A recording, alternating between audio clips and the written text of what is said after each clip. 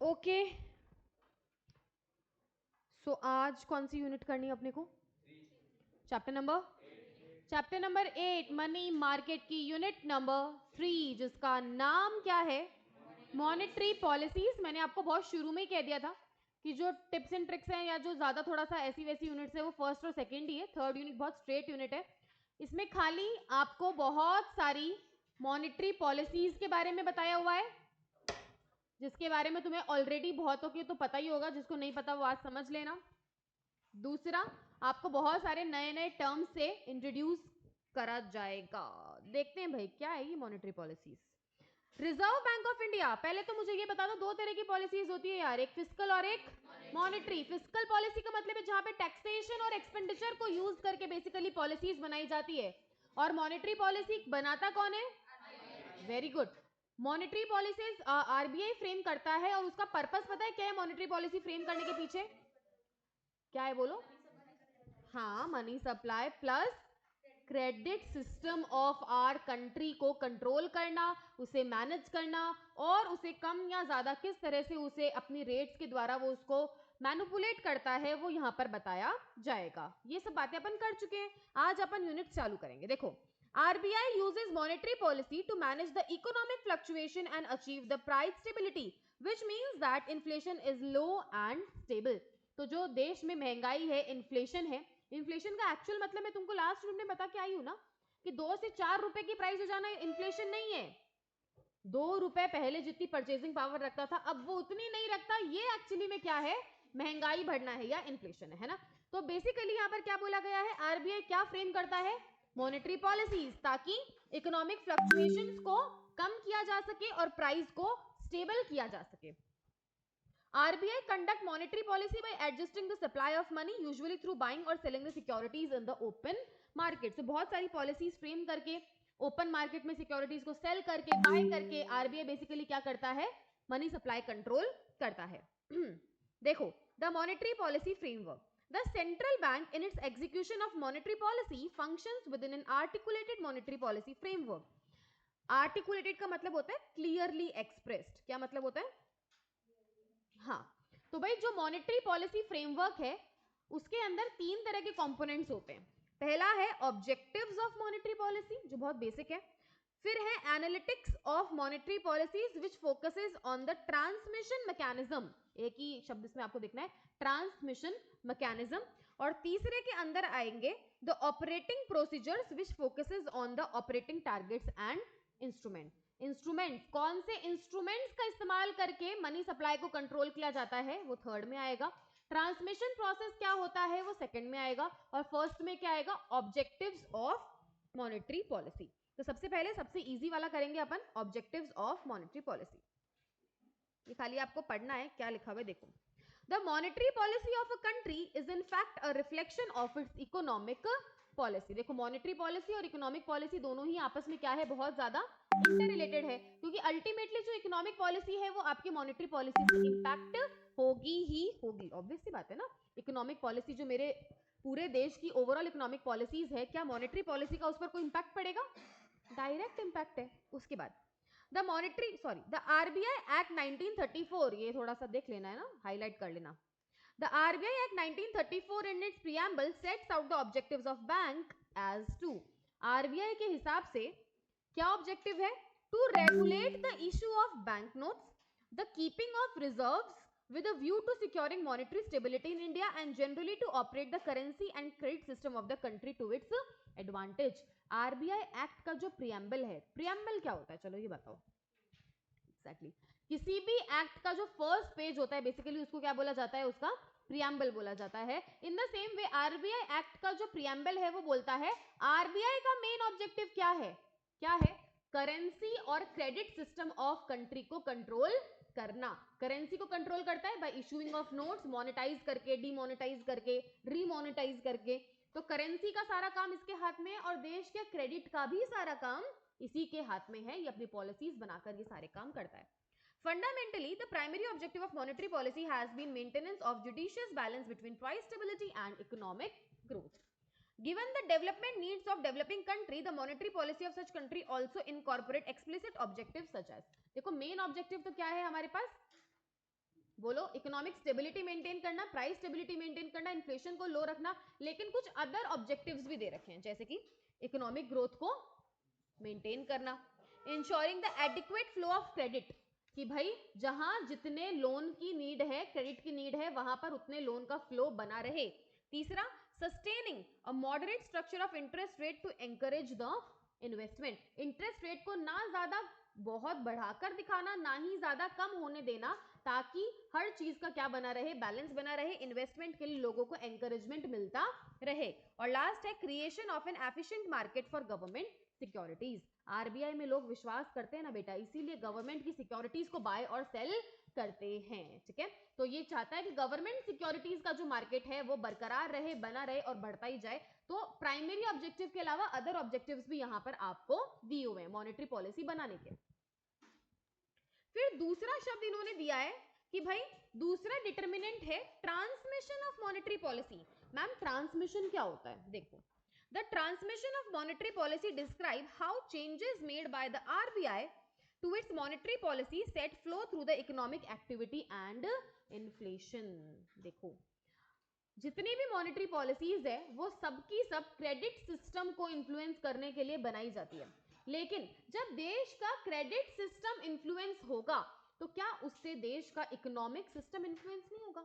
Okay, तो जो effect आपके मॉनेटरी पॉलिसीज का मनी मार्केट में जाता है उसका इफेक्ट कहां ट्रांसमिट होता है? इकोनॉमिक एक्टिविटीज में या इकोनॉमिक पॉलिसीज में, इकोनॉमिक स्ट्रक्चर के अंदर ट्रांसफर होता है। This is the transmission process. जैसे कि in simple term the transmission can be summarised in 2 stages. पहला, changes to monetary policy will effect the interest rate in the economy. ये तो सबको पता है ना कि मॉनेटरी पॉलिसी में बदलाव आएगा तो सबसे पहले बदलाव कहां पे आएगा? देश की इंटरेस्ट रेट के अंदर। ओके, वो इंटरेस्ट रेट को मैं क्रेडिट सिस्टम भी बोल सकती हूँ, ठीक है।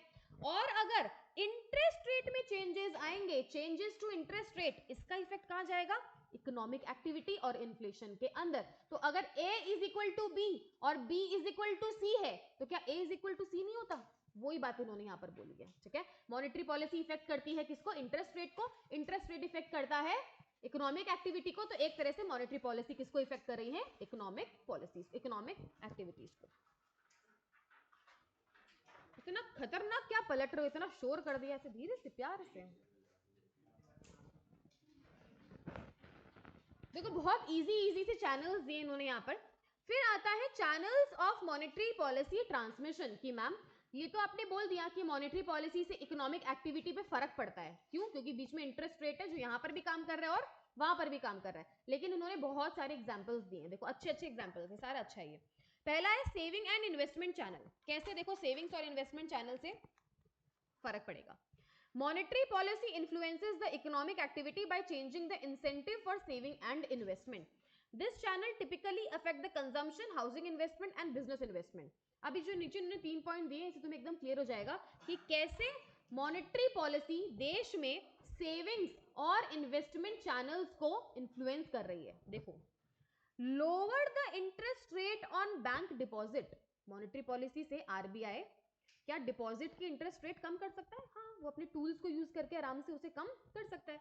तो अगर interest rate on bank deposit कम हो गए तो it will reduce the incentive to save their money. Obvious सी बात है कि यार मैं पैसा क्यों बचाती हूँ? मैं पैसा बचाती हूँ क्योंकि मेरा सबसे बड़ा मोटिव होता है मुझे वो बैंक में रखना। क्यों है? क्योंकि मुझे उस पर इंटरेस्ट मिलता है। घर पे पड़ा रहेगा तिजोरी में तो क्या ही मिलेगा यार? कुछ नहीं मिलेगा। मुझे लगता है कि बचाओ, बचाने से क्या होगा? ये पैसा मल्टीप्लाई होगा, इस पे इंटरेस्ट मिलेगा। लेकिन अगर इंटरेस्ट रेट डिपॉजिट्स पर कम कर दी गई तो लोगों का बैंक में डिपॉजिट वगैरह करना क्या हो जाएगा? नेचुरली कम हो जाएगा। Instead there will be an increased incentive for household to spend their money of goods and services. ठीक है, अगर मैंने डिपॉजिट्स पर इंटरेस्ट रेट कम कर दी, लोग बैंक में जमा कराने की जगह हाथ में रखेंगे, हाथ में रखेंगे तो कहीं ना कहीं खर्चा बढ़ेगा ही बढ़ेगा। ठीक है, ये पहला इफेक्ट है। उसके बाद lower the interest rate for loan can encourage the household to borrow more as they face lower repayment. अगर इन्होंने लोन वाली इंटरेस्ट रेट कम कर दी, दो होती है ना, एक तो हाउस होल्ड वाले लोगों को जो मिलती है, मैंने पैसा जमा कराया मुझे इंटरेस्ट मिलेगा, मैंने लोन लिया मुझे इंटरेस्ट देना पड़ेगा। तो अगर लोन पर इंटरेस्ट रेट कम कर दी तो लोग और ज्यादा क्या करेंगे? बोरो करेंगे, क्योंकि उनको रीपेमेंट कम करने पड़ेंगे। Because of this lower lending rate support higher demand for assets such as housing. उसके बाद lower lending rates can increase investment spending by the business. This will have a more direct effect on business to borrow their funds for their projects with the debt rather than those the use of business owner fund.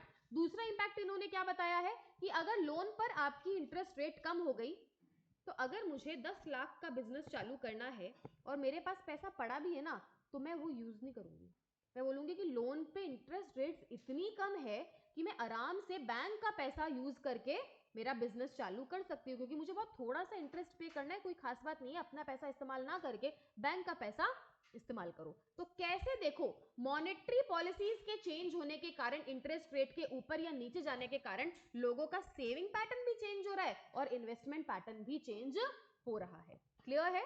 ये सब examples है। उसके बाद अगला point क्या दिया है, cash flow channel कैसे चेंज होता है। Monetary policy influence the interest rate which affect the decision of household and business by changing the amount of cash they have available to spend on goods and services. Just अभी अपन ने ऊपर यही पढ़ा ना कि जैसे ही interest rate कम या ज्यादा होंगी उससे लोगों के हाथ में जो पैसा रखने का हैबिट्स है वो कम या ज्यादा होता रहेगा। जितना ज्यादा पैसा हाथ में रखेंगे उतना ही ज्यादा खर्चा बढ़ने के चांसेस रहते हैं, तो एक तरह से वो कैश फ्लो को भी इंपैक्ट कर रहा है। A reduction in the lending rates reduces the interest repayments, increasing the amount of cash available for household and business to spend on goods and services। देखो बहुत सिंपल सी बातें दी हुई है कि अगर लोअर इंटरेस्ट रेट होगी तो लोग लोन लेंगे तो उनको इंटरेस्ट कैसा पे करना पड़ेगा, उस पे कम पे करना पड़ेगा तो हाथ में पैसा ज्यादा बचेगा तो फिर से स्पेंडिंग ज्यादा होगी। ठीक है, at the same time reduction in interest rate reduces the amount of income that household and business get from deposit and some may choose to restrict their spending। वैसे वर्षा बता रहे हैं अगर डिपॉजिट पर इंटरेस्ट रेट कम मिला, हाँ deposit देखो दो इफेक्ट है सेम चीज के ऊपर, मैंने कहीं फर्स्ट इफेक्ट लिख रखा है, देखो कहीं पर,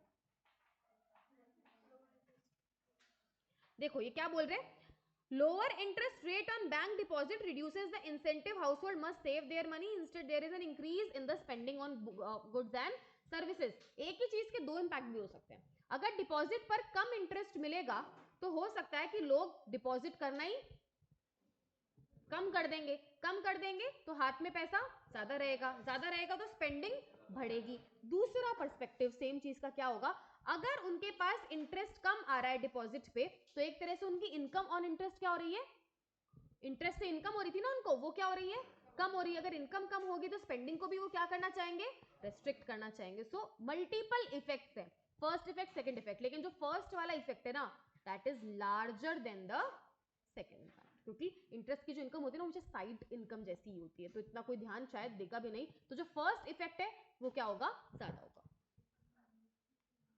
तो यही बोला इन्होंने, these two effects work in the opposite direction but reduction in the interest rate can be expected to increase the spending through its channel because first effect is larger than the second impact। फिर एक channel दिया हुआ है यहाँ पे asset prices और wealth channel का।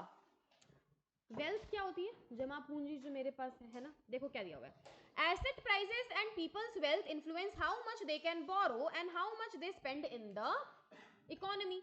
The asset prices and wealth channel typically affects the consumption and investment। कैसे मैम, देखो lower interest rates support the asset prices by encouraging the demand for asset। देखो सीधी सी बात है, इन्वेस्टमेंट बोल लो या asset बोल लो, जब लेंडिंग पर इंटरेस्ट रेट कम होगी तो लोग ज्यादा पैसा बोरो करने की ताकत रखते हैं। ज्यादा बोरो करेंगे तो घर पे थोड़ी रख लेंगे बोरो करके, कुछ तो खरीदेंगे उससे, हाँ तो जो एसेट्स की डिमांड है वो क्या हो जाएगी, बढ़ जाएगी। और one reason for this is that present discounted value of the future income is higher than when the interest rates are lower। इसको आप नॉर्मली कैसे समझ सकते हो कि भाई जब इंटरेस्ट रेट्स कम होती है तो आपका जो डिस्काउंटिंग फैक्टर है वो भी चेंज हो जाएगा और वो चेंज होने के कारण आपके जो फ्यूचर इनकम है उसकी प्रेजेंट वैल्यू भी बढ़ जाएगी, एसेट की डिमांड बढ़ेगी। एसेट की डिमांड क्यों बढ़ रही है, क्योंकि जिस पैसे से मुझे एसेट खरीदना है उस पर देने वाला इंटरेस्ट रेट बहुत ही कम है, मुझे बहुत कम इंटरेस्ट रेट देना पड़ रहा है। Higher asset price also increase the collateral of an asset that is available for banks to lend against। This can make it easier for household and business to borrow।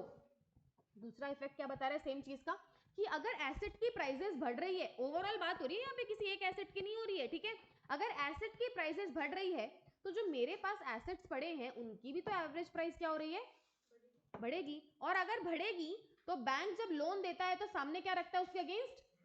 Collateral रखता है ना, security रखता है। तो मैं बहुत easily वो बढ़े हुए प्राइस वाले एसेट को एज अ सिक्योरिटी रख सकती हूँ और ज्यादा पैसा बोरो कर सकती हूँ। And increase in the asset price will increase in the people's wealth. This can lead to higher consumption, housing investment, as household generally spend some share of their increase in their wealth. जितनी ज्यादा आपके घर में, आपकी दुकान में, आपके business में आपके पास पड़े हुए एसेट की वैल्यू बढ़ती रहेगी, उतनी ही आपकी वेल्थ भी बढ़ती रहेगी। और जितना आदमी वेल्दी होगा उतना ही खर्चा करेगा। तो इसका मतलब वेल्थ, आपकी जो वेल्थ है और आपकी जो एसेट की प्राइसेस है, इनके घटने घटने पर भी आपकी स्पेंडिंग क्या हो रही है? डिपेंड कर रही है। और ये बढ़ रहे घट रहे कैसे? देखो, इंटरेस्ट रेट कम या ज्यादा हो रहा है, उसके कारण लोगों की एसेट की प्राइस भी क्या हो रही है? कम या ज्यादा हो रही है, क्योंकि इंटरेस्ट रेट कम या ज्यादा होने से एसेट की डिमांड कम या ज्यादा हो रही है और उसकी प्राइस पर इफेक्ट पड़ रहा है। उसकी प्राइस पर इफेक्ट पड़ने से लोगों की वेल्थ पर इफेक्ट पड़ रहा है, वेल्थ पे इफेक्ट पड़ने से लोगों की स्पेंडिंग्स पर इम्पैक्ट पड़ रहा है। तो किस तरह से मॉनेटरी पॉलिसी यूज करके लोगों की वेल्थ और एसेट की प्राइसेस तक पर क्या डाला जा रहा है? इंपैक्ट डाला जा रहा है। फिर एक क्लास दिया हुआ है यहाँ पे चैनल, जिसका नाम है एक्सचेंज रेट चैनल। देखो एक्सचेंज रेट चैनल कैसे बताऊं मैं तुम्हें? एक्सचेंज रेट बेसिकली क्या होता है बोलो? अरे होता क्या है, डेफिनेशन बोलो ना। हाँ, the rate at which one currency can be exchange with other currency. इस पर भी इंपैक्ट पड़ता है मॉनेटरी पॉलिसी का। कैसे पड़ता है? The exchange rate can have an important influence on the economic activity and inflation. It is typically more important for the sectors that are export oriented or exposed to competition from imported goods and services. Basically इस topic में अपन export और import की बात करेंगे। बातें मत कर। If RBI lowers the cash rate, ma'am cash rate क्या होता है? किसी को पता है कैश रेट क्या होता है? देखो ना, कैश रेट के बहुत सारे मीनिंग्स मिलेंगे तुम्हें, कहीं तुम देखोगे तो। अगर जैसे एक कैश रेट का मीनिंग होता है कि जिस रेट पे एक बैंक ना दूसरे बैंक से बोरो करता है, आरबीआई की बात नहीं करी मैं, ठीक है? एक बैंक दूसरे बैंक से इमरजेंसी के केस में जब बोरो करता है ना, उसको भी अपन कैश रेट बोलते हैं। कैश रेट को ना बेस रेट भी बोला जाता है कभी कभी। ओके, सो ये क्या बोल रहा है? अगर आरबीआई ने कैश रेट कम कर दी इंडिया के अंदर, इसका मतलब इंडिया में इंटरेस्ट की रेट बाकी देशों से क्या हो गई है? कम हो गई है। Assuming every other thing is constant. ये तो अज्यूम करना ही पड़ता है ना कोई भी चीज को देखने के लिए। Assuming every other thing is constant, the interest rate in India have fallen compared with the interest rate in the rest of the world. इससे क्या होगा? Lower interest rate reduces the returns investors earn from asset in India. अगर मेरे यहाँ पर interest rate कम हो गया तो इसका मतलब बाहर का आदमी कोई भी मेरे देश में इन्वेस्ट करने आएगा तो उसको इंटरेस्ट की इनकम क्या होगी? कम होगी। इन्वेस्टमेंट की इनकम क्या होगी? कम होगी। उसका मेरे देश से अट्रैक्टिवनेस टू इन्वेस्ट क्या हो जाएगा? कम हो जाएगा। यार यहाँ पे उसको कम रिटर्न मिलेगा तो वो क्यों आएगा? यहाँ पागल है क्या वो? ओके, तो वो वहां जाना चाहेगा जहां उसे इंटरेस्ट या जो इंटरेस्ट का इनकम है या इन्वेस्टमेंट का इनकम है वो ज्यादा मिलेगा। Lower returns reduce the demand for asset in India with investors shifting their funds to foreign asset. और a reduction in the interest rate result in a lower exchange rate, making foreign goods and services more expensive compared with those produced in India. यहाँ का पैसा जितना devalue होता जाएगा या यहाँ की इंटरेस्ट रेट जितनी कम होती जाएगी, उससे एक्सचेंज रेट की वैल्यू भी कम होती जाएगी. उससे क्या होगा? This will lead to increase in exports and domestic activity. A lower exchange rate also add to inflation because imports become expensive in Indian rupees. Basically अगर मेरे यहाँ की इंटरेस्ट रेट्स कम होती है, इसका मतलब मेरी एक्सचेंज रेट क्या हो रही है? कम हो रही है. इंडिया का रुपी वैल्यू क्या हो रहा है? तो यहां से एक्सपोर्ट करने का तो फिर भी क्या मिलेगा? इंसेंटिव मिलेगा. लेकिन इंपोर्ट अपन फटाफट नहीं कर पाएंगे. कितना महंगा इंपोर्ट होगा यार. ऑब्वियस सी बात है, अगर हमारे यहाँ पर अगर $1 में मानो 80 रुपए आते हैं और कल $1 में 100 रुपए आ सकते हैं, तो इंपोर्ट का तुम सोचो कितना एक्सपेंसिव इंपोर्ट हो जाएगा. $1 की चीज खरीदने के लिए तुम्हें 100 रुपए देने पड़ेंगे, जबकि आज तुम्हें $1 की चीज इंपोर्ट करने के लिए कितने रुपए देने पड़ रहे थे? खाली 80 रुपए देने पड़ रहे थे. तो ये बात यहाँ पर बताई गई है. ठीक है, ये सब इंटरेस्ट रेट से आपका फ्लक्चुएशंस होते रहते हैं. उसके बाद देखो, ये तो आपने पढ़ा ही होगा ना, इकोनॉमिक्स में बहुत ज्यादा कॉमन टर्म्स अब जो आने वाले हैं. दो तरह की टूल्स होते हैं मॉनेटरी पॉलिसी के पास. बोलो बोलो, तुम पढ़ाओ ना आगे. कब हो गया मेरी तरफ से इतना ही है? हाँ बोलो. दो तरह के टूल्स होते हैं आरबीआई के पास मॉनेटरी पॉलिसी लाने के. एक क्वांटिटेटिव, दूसरा वेरी गुड क्वालिटेटिव. पहला है quantitative, quantitative tools applied by the policy that impact money supply in the entire economy. Please okay सबसे पहला हर जगह जो रेशियो दिया हुआ होता है मॉनेटरी, कहीं पर भी तुम मॉनेटरी पॉलिसी का नाम सुनोगे ना, पहला रेशियो पहला टूल निकलकर जो आता है वो क्या होता है?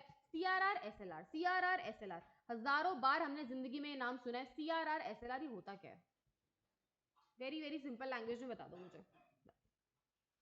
CRR cash reserve ratio, SLR statutory liquidity ratio. होता क्या है? These are the major tools used by the RBI to influence the interest rates in the country, to influence the credit system of the country. सीधा influence होता है इनसे। कैसे? हमने कभी टीवी चैनल इकोनॉमिक्स टाइम ऐसे कुछ खोल कर देखा है नहीं, उसमें सारे दिन आता है सीआरआर इतने पॉइंट से कम कर दिया, इतने पॉइंट से बढ़ा दिया। होता क्या है? प्लीज प्लीज ऐसा मत बोलो कि तुम्हें नहीं पता। हाँ बोलो, तेरे को तो पता ही है, ये तो मैंने पढ़ा है सीआरआर और एसएलआर बीसीके में। जो बच्चे बीसीके से ट्रांसमिट होकर इस कोर्स में आए हैं बेसिकली उनको तो मैंने ही पढ़ाया है, तो तुम्हें तो पता ही होना चाहिए क्या होता है। थप्पड़ मारूंगी मैं, नहीं पता तो रिकॉर्ड हो रहा है, तुम ऐसी बातें बुलवा रहे हो मुझसे। क्या होता है सीआरआर? Very very common. एक एक एक एक एक बच्चा बोलेगा, बोलो।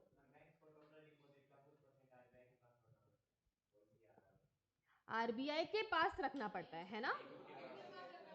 अरे भाई वो बोल रहा है कुछ।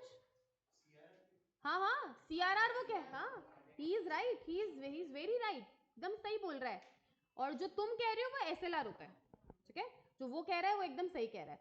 ओके देखो भाई, जिसको भी नहीं पता, जिसको बिल्कुल नहीं पता ना, वो सोच रहा है पता नहीं कौन क्या बोल रहा है। ओके तो मैं बता देती हूँ। देखो वेरी गुड, दो शब्द होते हैं, एक होते हैं सीआरआर और एक होता है एसएलआर। बैंक्स के पास ये है बैंक, ये कौन है? ऐसा ही आता है मेरे को तो, ठीक है? ये है बैंक और ये है अपन। ओके हाँ कोई बात नहीं ये है पब्लिक ये है पब्लिक, ये है पब्लिक और ये है बैंक। पब्लिक अपना पैसा बैंक में क्या करती है? डिपॉजिट करती है। और बैंक इस पैसे को आगे किस पर देता है? सॉरी, बैंक इसी पैसे को लोगों को किस फॉर्म में देता है? लोन के फॉर्म में देता है। और लोन पर इंटरेस्ट कमाता है। ऑब्वियस सी बात है, डिपॉजिट पर लोगों को वो क्या देता है? इंटरेस्ट देता है। और लोन पर लोगों से क्या लेता है? इंटरेस्ट लेता है, जो कि हमेशा ज्यादा होता है। जो देता है उससे जो इंटरेस्ट लेता है वो हमेशा ज्यादा होता है। ओके ऑब्वियस सी बात है। लेकिन बैंक तो बहुत चालाक है, बैंक के पास तो जितना पैसा आएगा वो सारा कहां दे देगा? लोन पे दे देगा, क्योंकि उसकी कमाई का साधन ही क्या है? लोन से। ओके अब आरबीआई कह रहा है कि अगर तूने सारा पैसा लोन में दे दिया और कल को तू डूब गया तो फिर लोगों का क्या होगा? ठीक है, क्योंकि पैसा तो गया। दूसरी बात, अगर तुमने सारा पैसा लोन के फॉर्म में दे दिया और कल को कोई अपना पैसा वापस मांगने आता है, लोगों का पैसा भाई, तेरा पैसा थोड़ी ना है, तो लोग अपना पैसा वापस तो लेने आएंगे ही ना। जब भी रिक्वायरमेंट होगी तो लोग वापस अपना पैसा लेने आते हैं, डिपॉजिट लेने आते हैं वापस, तो कहां से दोगे जब सारा ही पैसा तुम लोन के फॉर्म में दे दोगे? इसीलिए इसीलिए दो तरह की टर्म्स निकाली गई है, सीआरआर और एसएलआर। आरबीआई कहता है, आरबीआई तो बनाए, आरबीआई कहता है कि जितना भी पैसा तुम्हारे डिपॉजिट फॉर्म में आता है, मतलब जिसको आप बोलते हो net time and demand liabilities, ठीक है? ओके तो जितना भी पैसा डिपॉजिट फॉर्म में तुम्हारे पास आ रहा है, जो भी तुम्हारी टाइम एंड डिमांड लाइबिलिटीज है, उसका कुछ परसेंटेज तुम्हें हमेशा किसके पास रखना होता है? आरबीआई के पास रखना होता है। जितना परसेंटेज रखना होता है, इस परसेंटेज को क्या बोला जाता है? Cash reserve ratio. क्या बोला जाता है? CRR, cash reserve ratio. कि a particular percentage of the deposits have to be kept with RBI, तो उसको क्या बोला जाएगा? Cash reserve ratio. पढ़ लो, ये लिखा हुआ है। Banks are required to set aside this portion of cash with the RBI. The bank can neither lend it to anyone or nor it can earn any interest or profit on the CRR. CRR उनका ये मानो है ही नहीं, ना उस पर कोई तरह की इनकम कमा सकता है, ना ही उसको लोन के रूप में दे सकता है, ना ही उसका कुछ कर सकता है। उसको वो पैसा साइड में निकाल के खाली रखना है, किसके पास? आरबीआई के पास। ये सीआरआर है, ठीक है? करंटली पागल है क्या? क्या लिखा हुआ है? You can not earn any interest on CRR. वो पैसा सेफ्टी के लिए निकालवा के रख लिया भाई, हाँ, खाली कुछ नहीं है उस पर, वो मैंडेटरी है ये सब करना, आपको कोई इंटरेस्ट पैसा वैसा नहीं देता इस पे। ओके, ये CRR है। करंटली 4.5% के अराउंड आपका CRR चल रहा है, ठीक है। ऐसा ही मूव करता है, 4 to 5 के रेंज के अंदर चलता रहता है, 3.5 से 5 के रेंज में, 4.5 के करीब अभी चल रहा है। उसके बाद SLR क्या होता है? अब ये RBI बोल रहा है कि सारा पैसा तुम देखो, जितना भी पैसा एक्स्ट्रा बचता है ना, या तो बैंक उसको लोन के फॉर्म में देगा या इन्वेस्ट भी कर सकता है, बैंक भी तो इन्वेस्ट कर सकता है ना, लेकिन उसे सारा पैसा ब्लॉक हो जाएगा ना। तो अब RBI क्या बोल रहा है, अब जितना भी तुम्हारा net time and demand liabilities है, जितने भी डिपॉजिट है, उनका कुछ परसेंटेज तुमको अपने पास, किसके पास रखना है हमेशा? मैं नहीं मांग रहा भाई तेरे से, तू किसके पास रख ले? खुद के पास रख ले, लेकिन कौन से फॉर्म में? लिक्विड फॉर्म में। इसका मतलब तुम्हें लिक्विड फॉर्म किसको बोलते हो तुम? जो फटाफट कैश में कन्वर्ट हो सके, जैसे कि खुद कैश एंड कैश इक्विवेलेंस, आपका गोल्ड हो गया, ठीक है, मार्केटेबल सिक्योरिटीज हो गए बेसिकली। तो इस तरह की चीजें जो फटाफट कन्वर्ट हो सकती है। तो हमेशा तुमको अपने डिपॉजिट्स का कुछ परसेंटेज लिक्विड फॉर्म में किसके पास रखना है? खुद के पास मेंटेन करके रखना है, ठीक है। उस परसेंटेज को क्या बोला जाता है? SLR, statutory liquidity ratio. क्या लिखा हुआ है? Banks are required to set aside the portion in liquid assets such as gold और RBI approved security such as government security. Bank are allowed to earn interest on these securities, however it is very low, ठीक है। बहुत कम interest कमा सकते हैं इस पे, क्योंकि अल्टीमेटली इनको लिक्विड फॉर्म में इसको रखना पड़ेगा, कोई हैवी इन्वेस्टमेंट के अंदर ये पैसा यूज नहीं कर सकते, ठीक है। This is SLR। कुछ ये वही 15 से 20 के बीच में चलता है, 18% के करीब अभी रनिंग में। फिर एक बहुत ही सिंपल टर्म्स यहाँ पर दे रखे हैं, open market operation. In order to control money supply the RBI buys and sell the government securities. आपको ये, आप लोग ना जब RBI के फंक्शंस पढ़ते हो ना बेटा, आप तब भी पढ़ते हो ये बात कि ना गवर्नमेंट सिक्योरिटीज की बाइंग और सेलिंग का काम कौन करता है? RBI करता है, ठीक है। किधर गया? In the open market these operation conducted by central bank in the open market are referred to as the open market operation. इन्हीं को क्या बोलते हैं? OMO, open market operation.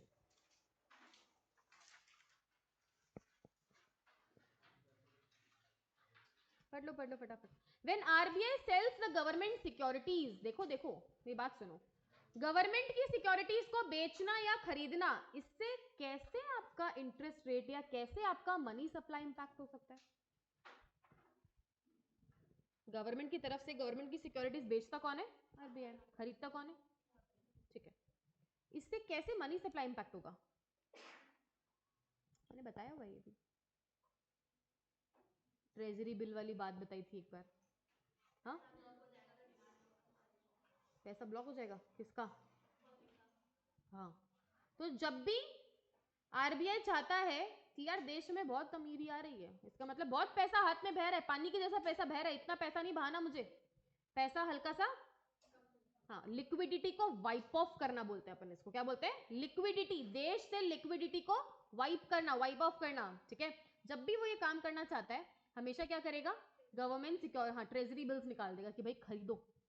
उससे पैसा क्या आ जाएगा? उसके पास एक बार ब्लॉक हो जाएगा और लिक्विडिटी एक बार कम हो जाएगी, और वाइस वर्सा। तो इस तरह से ओपन मार्केट ऑपरेशंस करके, सिक्योरिटीज को सेल करके, परचेज करके, जब उसको लगेगा यार लोगों के हाथ में पैसा देना जरूरी है, लिक्विडिटी बढ़ानी जरूरी है, तो वो क्या करेगा पता है? वो गवर्नमेंट सिक्योरिटीज अच्छे भावों में परचेज कर लेगा, वो मस्त वाले भाव देगा लोगों को। लोगों के पास गवर्नमेंट सिक्योरिटीज बॉन्ड्स वगैरह कुछ जो भी पड़े होंगे ना, उनको बेच ही नहीं रहे वो लोग, उनके हाथ में पैसा देना जरूरी है, तो आप अच्छे भाव डालो, उनको परचेज करो, ऐसे भाव दो कि सामने वाले को वो चीज बेचनी पड़े। तो उससे क्या होगा? लोग बेचेंगे, वो खरीदेगा और लोगों के हाथ में पैसा आएगा। तो इस तरह से ओपन मार्केट ऑपरेशंस आपके यहाँ पर चलते रहते हैं। बात समझ में आई? देखो, the liquidity is sucked from the market and the exact opposite happens when RBI buys the securities. जब उसको लिक्विडिटी सक करनी होती है, लिक्विडिटी बेसिकली उसको वाइप ऑफ करनी होती है, तो वो क्या करता है? सेल करता है, अदरवाइज परचेज करता है। The latter is done to control the inflation. The objective of OMOs are to keep a check on the temporary liquidity mismatches in the market. Liquidity mismatch को मैच करने के लिए क्या किया जाता है? ओपन मार्केट ऑपरेशन किया जाता है। किसी तरह का चीर फाड़ नहीं है यहाँ पे, कोई उस तरह का ऑपरेशन नहीं है, सिंपली पैसे का खेल है सारा का सारा। सब कुछ इन्हीं, खाली सोचो, तुम खुद सोचो, पैसे से पूरे देश की इकोनॉमी को मॉनेटरी पॉलिसी से कैसे इंपैक्ट किया जा रहा है। खाली उसका डिसीजन काम करता है, इस रेट को इतना कम करना है, इतना बढ़ाना है, ये सिक्योरिटी बेचनी, ये सिक्योरिटी खरीदनी है। इतने से चीजों से कितना टाइम लगता है मॉनेटरी पॉलिसीज बनाने के अंदर, आपको कितना एनालाइज करना पड़ता है, कितनी लिक्विडिटी तक करनी है, कितनी लिक्विडिटी बढ़ानी है, किस तरह से काम करना है। So monetary policies are very very very important. उसके बाद दूसरे टूल्स है हमारे पास क्वालिटेटिव टूल्स, अलग अलग टाइप के होते हैं। सबसे पहले मार्जिन रिक्वायरमेंट तो पता ही अपने को, RBI prescribe a certain margin against collateral which in turn impact the borrowing habits of the customer. ये कोलेटरल जो मार्जिन है ये किसने सेट कर रखी है? आरबीआई ने। तेरे को 5 लाख का लोन चाहिए क्या? तेरे को 6 लाख की सिक्योरिटी रखनी पड़ेगी। 5 लाख के लोन के लिए तू 5 लाख की सिक्योरिटी नहीं रख सकता, एक मार्जिन मेंटेन करना जरूरी है। तुम 5 लाख का लोन अगर लेना चाहते हो तो क्या 5 लाख का गाड़ी रख सकते हो? पॉसिबल ही नहीं है, वो तुमसे ज्यादा की सिक्योरिटी रखवाएगा हमेशा। तो कितनी ज्यादा होनी चाहिए, ये मार्जिन घटता बढ़ता रहता है, ठीक है। तो ये आरबीआई सेट करता है, पर ये कोई क्वांटिटेटिव टूल नहीं है ना, ओके, ये क्वालिटेटिव टूल है। उसके बाद मॉरल सुएशन। मॉरल सुएशन क्या होता है? आई थिंक ये वर्ड तो बहुत बचपन से अपन पढ़ते आ रहे हैं, मॉरल सुएशन। इसका मतलब क्या होता है? ये बैंक के केस में यूज किया गया है अभी, लेकिन इसका जनरल मतलब क्या होता है? Moral suasion, I can moral Suez you, किसी से बातचीत करके उसे इन्फ्लुएंस करना, हाँ, उस पर किसी भी तरह का प्रभाव डालना, that is the moral suasion. By the way of persuasion, the RBI convinces the bank to keep money in the government securities rather than the certain sector. कोई monetary terms में नहीं, लेकिन मैं बातचीत करके गवर्नमेंट जो बैंक्स है, basically जितने भी कमर्शियल बैंक्स हैं, उनको गवर्नमेंट सिक्योरिटीज में इन्वेस्ट करने के लिए मजबूर तो नहीं कर रही, लेकिन इन्फ्लुएंस कर सकती है, ठीक है। एक होता है selective credit control, credit controlling by not lending to selective industries और स्पेक्युलेटिव बिजनेस। इसका उल्टा भी बोल सकते हो तुम। सिलेक्टिव क्रेडिट कंट्रोल का मतलब क्या होता है? आरबीआई ने बोला इस प्रकार की इंडस्ट्री को लोन दिया नहीं जाएगा, नहीं जाएगा तो नहीं जाएगा। एक होता है प्रायोरिटी सेक्टर लेंडिंग, एक और होता है टूल, इसके अंदर है नहीं वो बात। प्रायोरिटी सेक्टर लेंडिंग, आरबीआई बोलता है जितना लोन तू देगा ना बैंक, उसका सबसे पहला हिस्सा किसको जाना चाहिए? एग्रीकल्चर वाले को जाना चाहिए। एग्रीकल्चर वालों के लिए इतना परसेंटेज लोन फिक्स्ड है, तुम उसको दोगे ही दोगे। उसके बाद किसी का नंबर आएगा लोन लेने के अंदर, तो वो सेक्टर क्या माना जाता है? Priority sector. तो ये सब क्वालिटेटिव टूल्स है क्रेडिट सिस्टम को मेंटेन करने के। फिर आता है market stabilization scheme, policy rate, जैसे कि आपकी, हाँ, ये आपकी फेवरेट जो है ना, bank rate, repo rate, reverse repo rate, आपके मार्जिनल स्टैंडिंग फैसिलिटी रेट, ये सारी रेट क्या होती है? Bank rate. बोलो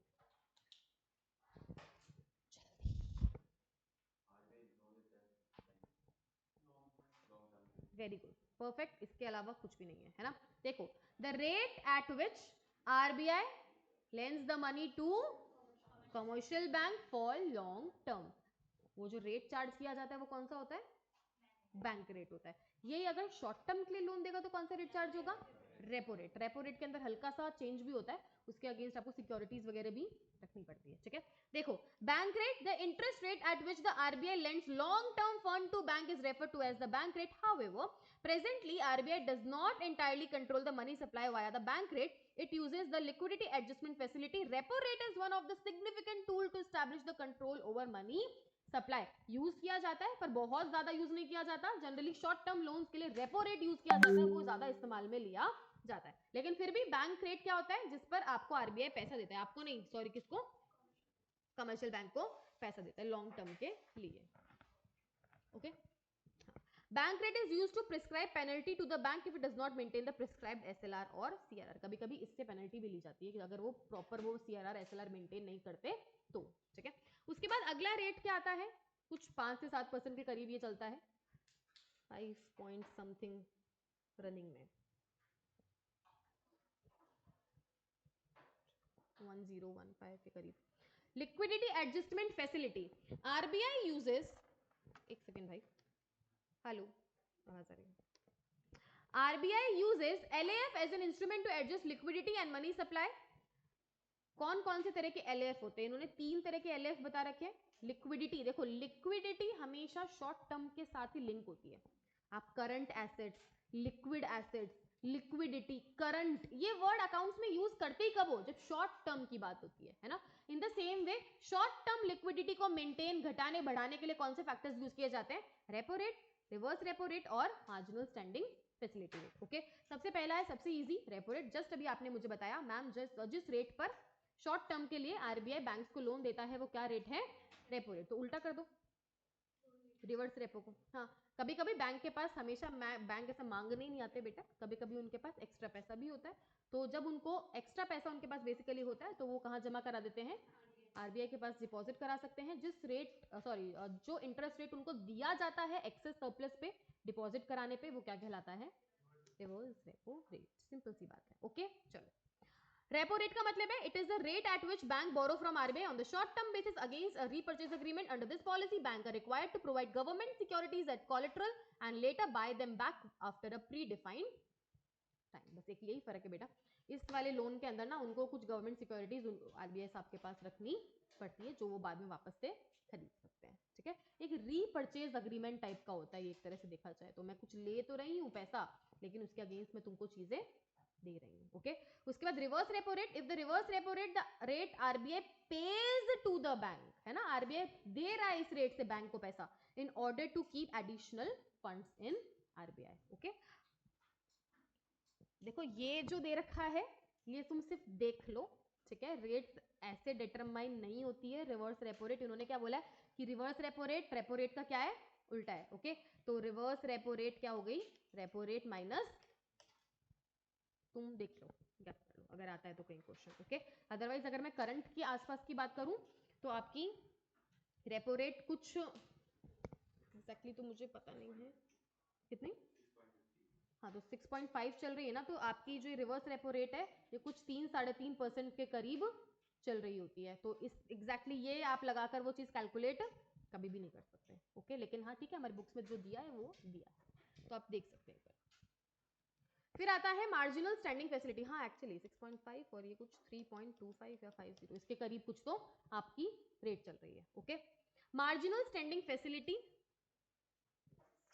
ये क्या होता है, मार्जिनल ये नहीं पढ़ा तुमने आज तक कभी, नहीं ना, हाँ वो तो सबने पढ़ा है, रिवर्स रेपो रेट 3.35% का आपका रिवर्स रेपो है, 6.5 का आपका रेपो रेट है। ये क्या है, एमएसएफ रेट क्या होता है, देखो रेपो रेट के बलबूते शॉर्ट टर्म लोन अगर बैंक्स को लेना है ना आरबीआई से, वो एक लिमिट तक ही ले सकते हैं।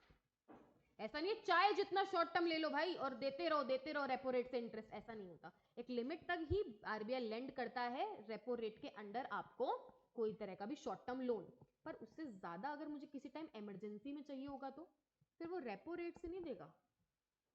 ठीक है, फिर वो 6.5% से आपको लोन नहीं देगा, फिर वो आपको ज्यादा परसेंटेज पर क्या देगा, इंटरेस्ट ज्यादा चार्ज करेगा और लोन देगा। मार्जिनल स्टैंडिंग फैसिलिटी बेटा एक ऐसी रेट होती है जो इमरजेंसी केसेस के अंदर काम आती है। ठीक है, जब इमरजेंसी केस में कमर्शियल बैंक को आरबीआई से शॉर्ट टर्म के लिए पैसा चाहिए होता है और उसकी रेपो रेट के अंडर लोन लेने की लिमिट क्या हो गई होती है, खत्म हो गई होती है। अरे अगर वही खत्म नहीं होगी तो उसके अंडर ही ले लूंगी ना मैं, 6.5% के अंडर, वो लिमिट क्या हो गई, खत्म हो गई। मानो आरबीआई ने कहा था तू 10 लाख रुपए तक का लोन मेरे से ले सकता है, किसमें, रेपो रेट के अंदर 6.5% पे। ठीक है, वो लिमिट क्या हो गई, खत्म हो गया। बैंक बोल रहा है मेरे को तो अभी भी पैसा चाहिए, कुछ इमरजेंसी रिक्वायरमेंट है। अब वो तुमको क्या देगा बेटा, देगा जरूर देगा पैसा शॉर्ट टर्म के लिए, लेकिन जो इंटरेस्ट रेट चार्ज करेगा वो किससे करेगा, एमएसएफ रेट से करेगा।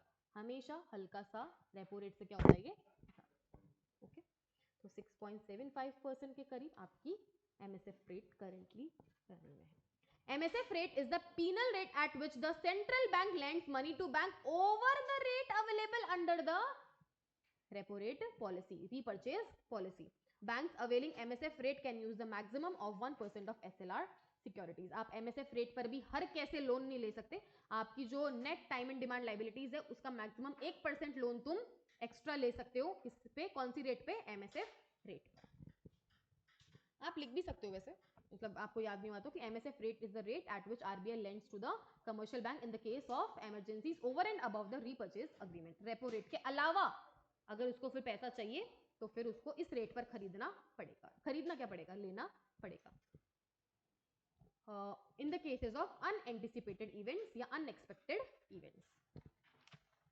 एक लास्ट पॉइंट आपके यहाँ पर बचता है, ये तो तुम, अच्छा तुम्हारे पास टैक्स है नहीं अभी, तुमको सीपीआई वगैरह का पता नहीं होगा, पढ़ते हैं, चलो बताते हैं क्या होता है। और बताओ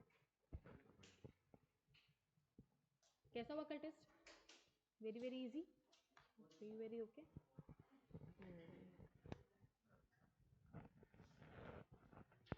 8th यूनिट खत्म हो जाएगी तुम्हारी आज। इंटरनेशनल ट्रेड अपन स्टार्ट करेंगे, इंटरनेशनल ट्रेड अपन स्टार्ट करेंगे। और फिर सबसे इजी चैप्टर जो तुम्हारा बचेगा वो है इंडियन इकोनॉमी, लास्ट में। नेशनल इनकम अभी नहीं करूँगी, नेशनल इनकम एकदम लास्ट में। इंटरनेशनल ट्रेड बहुत बड़ा है पर बहुत इजी है यार, यही था जो त्रिक्रम था जो बस। The organisational structure for monetary policy decisions. प्यारे बच्चों बातें नहीं, मैंने तुम लोग को एक बात कही थी, इसको बोली थी क्या, अमन को बोली, किसको बोली थी, लेक्चर लेके आना जो तुम्हारे मिस हुए हैं, नहीं लिए ना यूट्यूब पे। हाँ, मनी मार्केट का फर्स्ट यूनिट का तो लेक्चर हो गया अपलोड, यूनिट नंबर 1 के लेक्चर्स अपलोडेड है। यूनिट वन करा है तेरा मुझसे यहाँ पे मनी मार्केट का, मनी मार्क, अच्छा ठीक है बेटा, जो भी लेक्चर मिस हुए प्लीज वहां से ले लेना। और एक और काम भी कहा था मैंने तुम, ओह शिट वो तो कितने चालाक बच्चे हो तुम, है ना। मैम को अगर कुछ याद नहीं है तो हम याद दिलाएं कैसे, याद नहीं दिलाएंगे हम। कौन रीराइट करके लाया, लाई हूँ, वेरी गुड वेरी गुड। और बस ये 3 बच्चे ये आगे वाले ही है क्या जो मेरी बात सुनते हैं, कल ही रीराइट कर लिया था, वेरी गुड। तो ये 5 बच्चों ने कर लिया, और बोलो। हम तो है ही नहीं मैम क्या बोल रहे हो, सुनाई नहीं दिया हमको सुन ही नहीं रहे आप, बोल क्या रहे हो। ठीक है होमवर्क तो नहीं सुन रहा पर जो क्लास में बता रही हूँ वो सुन लेना, वो भी बहुत बड़ी बात है, तुम सुन लो तो। हाँ देखो कितना बड़ा ऐसे ऐसे किया है, हाँ मैम इतना हो पाएगा हमसे, होमवर्क मत दिया करो हमको अरे -2 किसके, मुझे मैंने कॉपीज देखी नहीं अभी तक। वाई वाई तुम चैप्टर नंबर 7 में चीटिंग कर रहे हो। मेरे को मैम ने कॉपीज हैंडओवर करते टाइम बस एक ही बात बोली कि मैंने एक बच्चे के -2 करे हैं, आगे मैंने बढ़ के पूछा भी नहीं कि आपने क्यों करे, क्योंकि मैं समझ गई कि तुम में से किसी ने बकवास करी है। चीटिंग करा मैम, 2 नंबर के लिए वो 2 कट गए प्लस वो नेगेटिव मार्किंग होगी अब वो अलग इसके टोटल मान लो 5 नंबर है, उसमें से 2 कट जाएंगे, बता 0 तो 40 वाई किससे पूछ रहा था तू एग्जैक्टली तेरे आसपास इसका पेपर मेरा पेपर मैच कर जाता है, तो फिर अभी तो आया ही है, इससे ज्यादा नहीं कोई पेपर है, इसका ज्यादा नहीं है।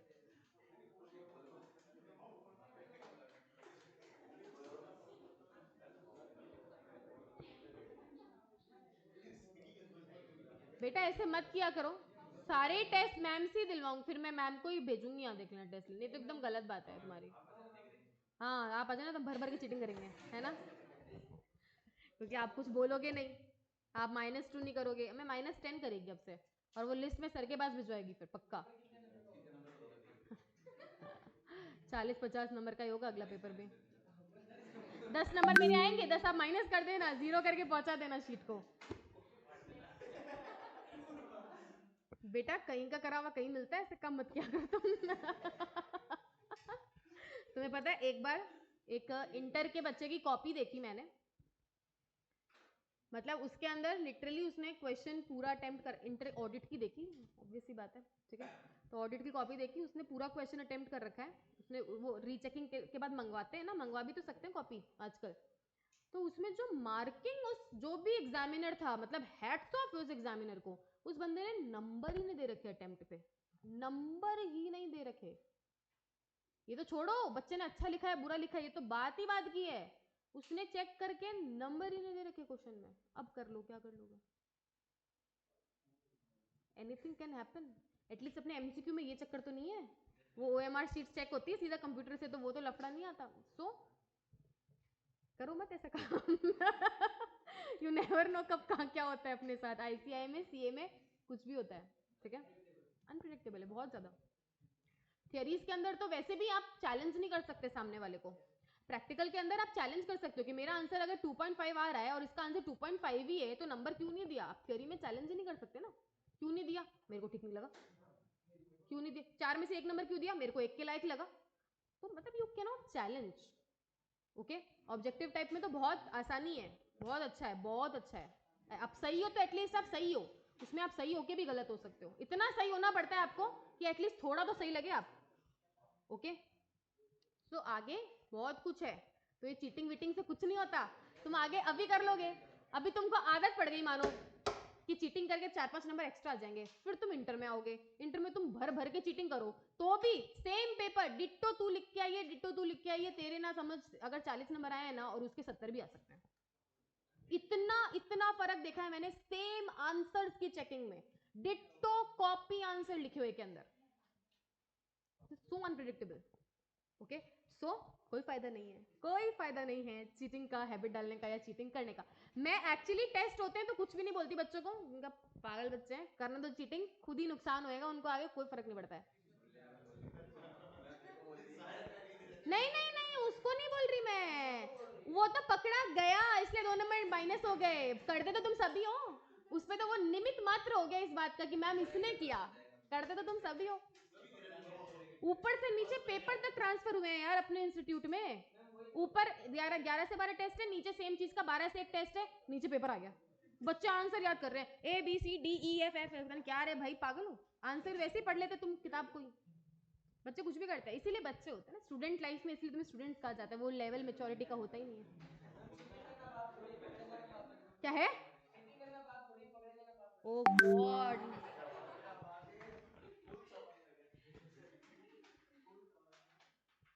ओके सो आई थिंक आवाज आ रही है क्योंकि इसकी लाइट्स बहुत कम हो गई है, इसलिए मुझे लग रहा है कि गड़बड़ ना हो,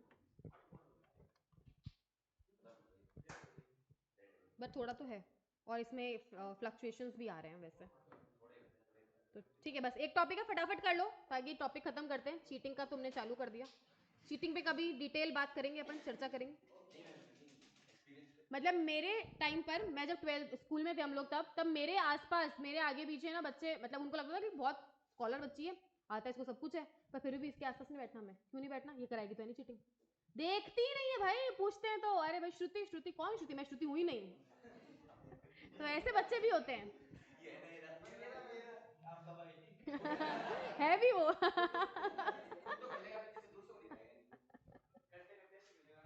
और ऐसा नहीं, मेरे को इतना डर लगता था कि मुझे किसी ने देख लिया अगर, तो मेरी इमेज का या मेरा क्या होगा पता नहीं, ऐसा वैसा होता कुछ नहीं था, ठीक है, लेकिन मुझे लगता बच्चों को डर कैसे नहीं लगता, हम पागल थे जो हमें इतना डर लगता था सही में।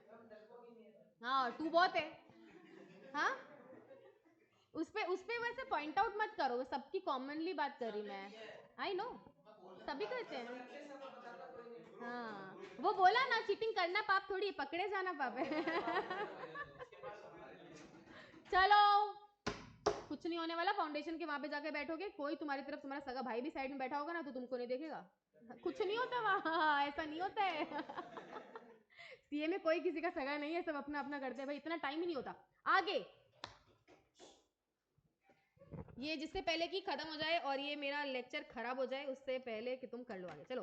The reserve bank of India act 1934 was amended on 27 June 2016 for giving a statutory backing to a monetary policy framework agreement and for setting up the monetary policy committee।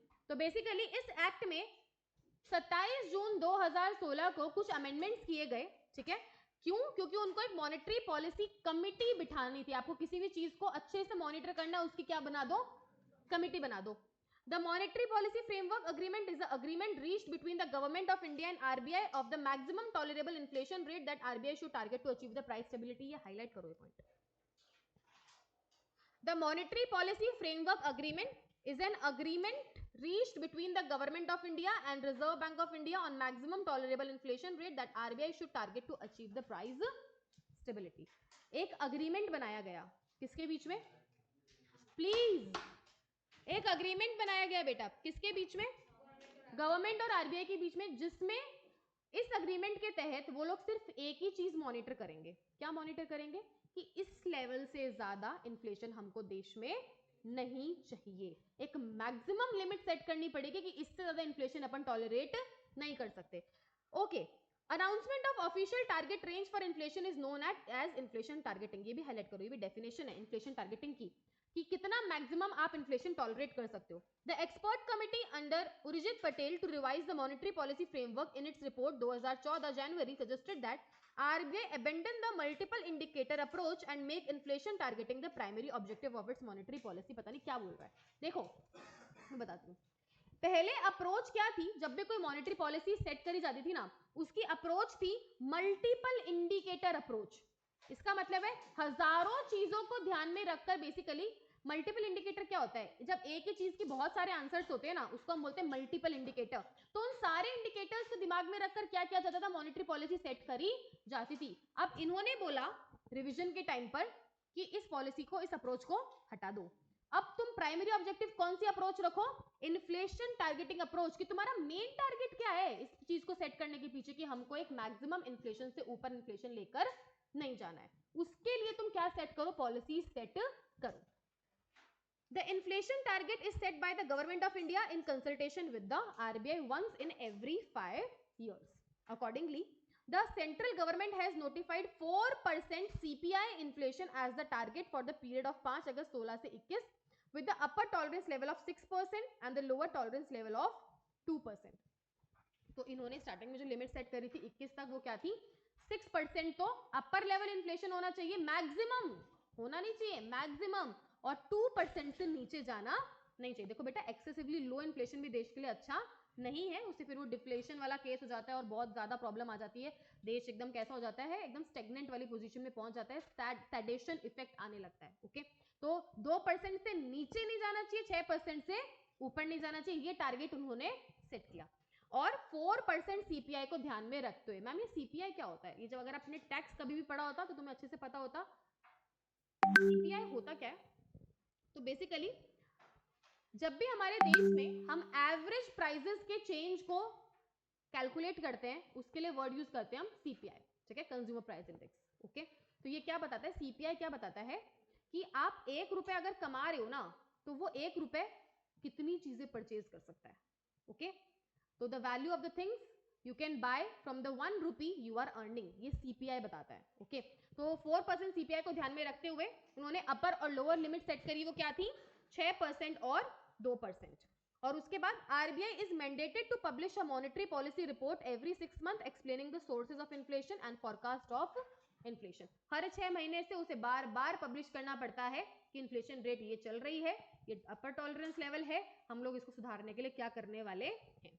The following factors are notified by the central government. अगर वो inflation target को achieve करने में fail हो जाते हैं तो दो चीजें उनको बतानी पड़ती है कि the average inflation is more than the upper tolerance level of inflation and the average level is less than the lower tolerance level for any 3 consecutive quarter. अगर वो इस चीज को अचीव करने में फेल हो जाते हैं तो एवरेज इन्फ्लेशन अपर टॉलरेंस लेवल से कितना ज्यादा है और कितना कम है लोअर टॉलरेंस लेवल से, ये आपको बताना पड़ेगा. सीपीआई की डेफिनेशन लिखो तुम. सीपीआई मतलब होता क्या है वो मैंने बता दिया, लेकिन हल्का सा फॉर्मली लिख लो. CPI is a major, CPI is a major, MEASURE. Okay, CPI is a measure of average change, of average change. किस चीज में change? Of average change over time, over time, average change over time in the prices, in the prices paid by the urban consumers, average consumers. Okay, urban लिख दो. Paid by the urban consumers for urban consumers for average consumer goods and services, for average consumer goods and services, for average consumer goods and services. तो हमारे देश में जितने भी goods and services, average goods and services है, उसकी prices में over time average change क्या आ रहा है, उसको क्या बोला गया है? सीपीआई बोला गया है. ये आपके काम की वैसे भी चीज है नहीं, क्योंकि ये बहुत हाई लेवल कैलकुलेशंस में यूज किया जाता है.